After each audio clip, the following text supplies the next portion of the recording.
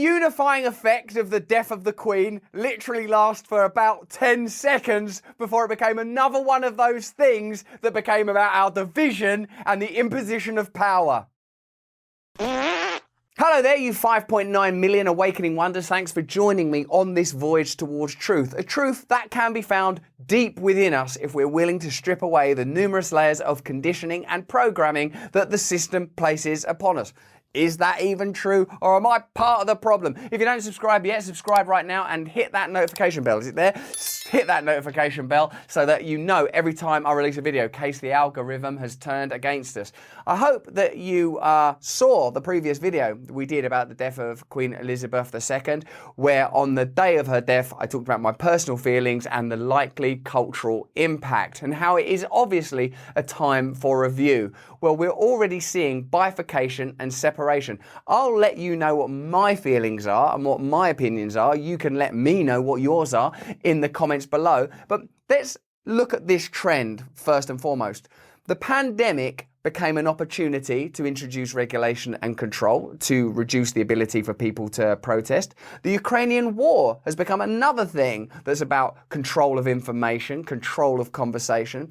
And now the death of the Queen similarly seems to be being deployed in this way. So the question I'm putting before you is, do we live in a situation that whenever there's an event, particularly a crisis, it is managed and manipulated to enhance the ability of either the state or other powerful interests to regulate and control? That's a question I'm putting before you. Let's have a look at some of the protests that have taken place since the death of the Queen.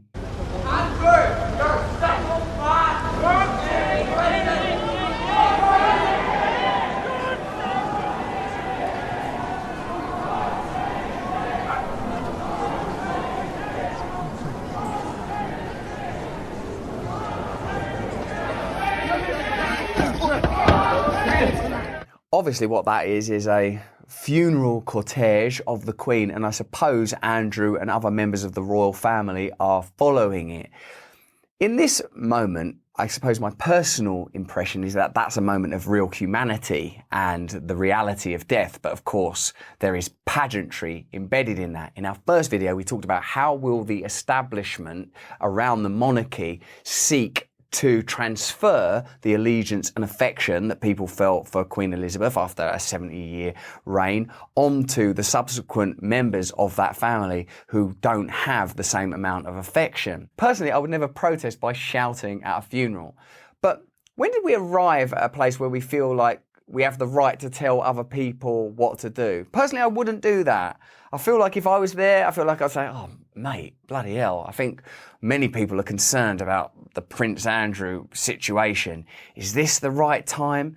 I wonder how to correctly handle that. Because the problem is, two things can be true at once. The corruption and exploitation that it appears may have taken place around the Epstein case that involves many powerful individuals, allegedly Prince Andrew being among them, is pretty serious. But a funeral, and a state funeral, is also a pious occasion. But also, people do have the right to protest and express their views. How do we have a centralised sovereign identity, whether that's a Republican presidential model like you have in your country, or a monarchical model like we have? Because essentially, what these symbols provide is the myth and notion that we have a centralised nation. We are England, the United Kingdom, Great Britain. This is our Queen. Oh no, the Queen is dead. This is our royal family now. Some people don't feel included in those systems. Some people question them. We've just been through an era where people are interrogating the nature of grammar, are interrogating the nature of history, the value of statues. I've got a wide range of varying opinions on the value of tradition versus the value of progress. They're quite complicated, and I'm willing to talk to you about all of them. But a fundamental principle I have is people are different from one another in some pretty pivotal and fundamental ways. And if we are to be a nation, if we are to be a community, we're going to have to learn to accommodate diverse views. Generally speaking, I feel that protest occurs when people don't feel heard. So whilst I don't think it's appropriate to do that, I also feel that people have the right to do that. Interesting.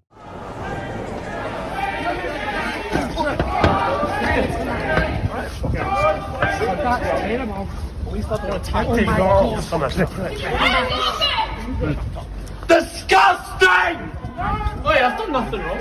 Isn't it difficult in this culture war to not pick a side? Do you see how you're being invited to pick a side? I can sympathise with the people that felt angered and hurt and wounded and shoved that bloke because they're pissed off because they feel like they've lost someone or something that they love. That's what they feel. And I can also empathise with this guy who's feeling like, well, I don't want to play along with this systemic narrative that plays into ideas around elitism and privilege. How do we, therefore, hold together those two ideas? Do we accept now, oh, there's this thing called progressivism and there's this thing called traditionalism, and they're totally different cultures, and we're going to have to accept the validity of both of them, and they're going to have to live independently and separately. But because we have this idea of a nation that incorporates 60 million people or 300 million people, they have to integrate and live together, and that's going to cause all of this tension. You know, this is happening all over the culture, everywhere. This is what the culture war is. We believe that we have the right to change our identity. We believe we have the right to have this kind of sexuality. And all of those points, in my opinion, are valid. Similarly valid are, we have the right to live traditionally, the way that our ancestors lived, with this set of beliefs based on this religion. I believe both of those things are true. What I believe, perhaps more than anything else, is that if people aren't hurting one another, leave them alone. Leave people alone. So again, well, this was a sanctioned occasion that shouldn't have been interrupted. Well, let me tell you some things that might play into. Who owns what particular space at what particular time? Why do corporations have the right to put up signs and symbols for advertising, but ordinary people can't do graffiti? You know, these are the kind of natural ideas that we just accept. Not to mention the significant point that whether it's a pandemic, a war, or the death of a monarch, we're being invited to accept that centralized power can assert its authority in these moments. That's one of the things I think we're being invited to. Obviously, if you watch my other video, you'll know that I respect the Queen and I respect the feelings of people that are feeling very sad. The reason I respect that is because I understand that people have a variety of reactions to a single situation.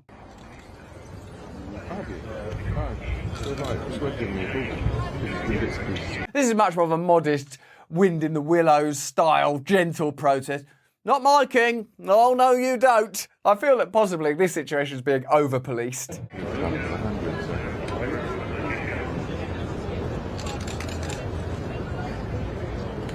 My main problem with that protest is there's not a big enough gap between the words my and king. I'm not worried about the gap between the death of Her Majesty and the protest. I'm more worried about the gap between my and king. Everyone supporting the Queen. In a sense, what that highlights is people don't know what to do and what to feel. Look at the baffled police officers policing something that's sort of clearly not a threat. Look at the kind of gentle nature of that protest at a time that protest laws are changing. That's a significant thing.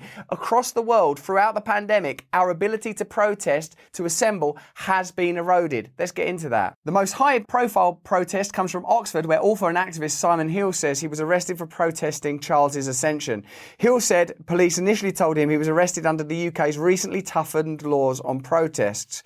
The new law allows police to act in cases which they deem to be unjustifiably noisy. You can't justify that noise. This is a justified noise. Hey, how do you justify that? Well, I'm angry. I'm angry at the system. Boo! You can't justify that noise. Say boo more quietly.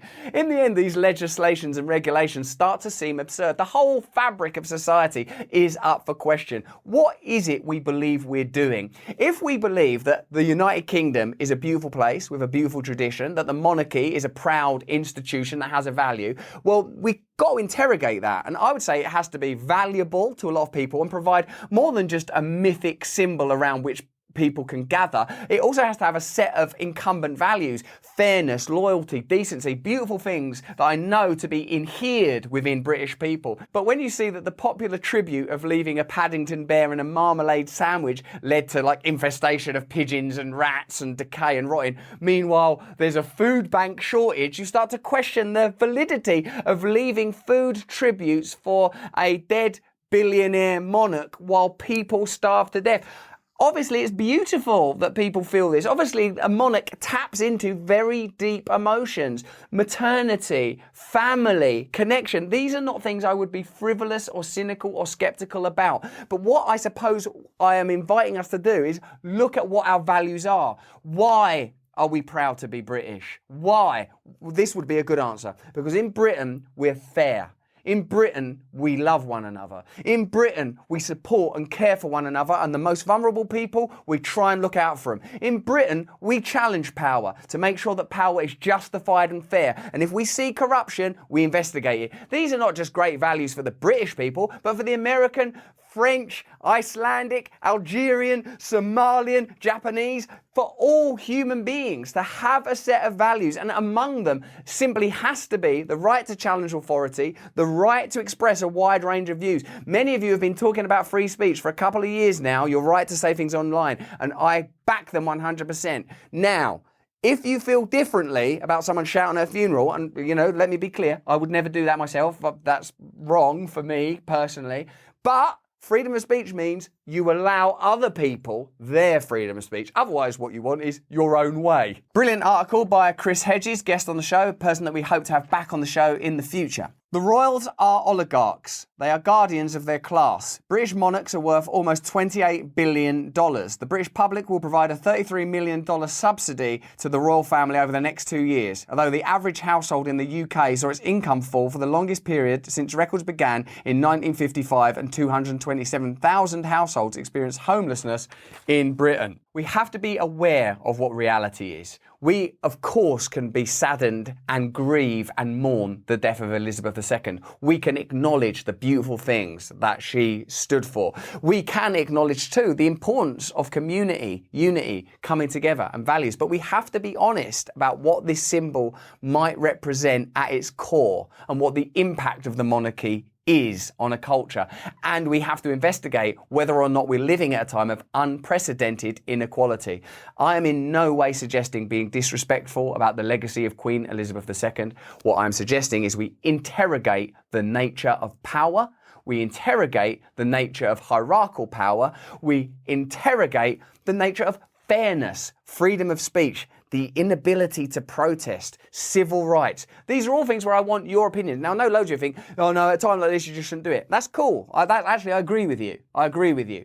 Well, that's not what we're asking. We're asking, hold on a minute, are these symbols introduced into our culture to stop us from questioning power, and they present it in a really beautiful way that's friendly and so deep in us we can't question it, and then use that to set up corporate elitism where we don't question new protest laws being introduced, companies being able to avoid taxes, lobbying taking place as a norm, presidents making pledges that they don't fulfill on because we've been trained to accept a certain type of power. And if we're not willing to openly investigate these things, to simultaneously hold respect and love in one hand and investigation and a willingness to change in the other, how are we going to create a different culture? How are we going to address the numerous accumulating crises that our culture seems to be mostly constituted of these days?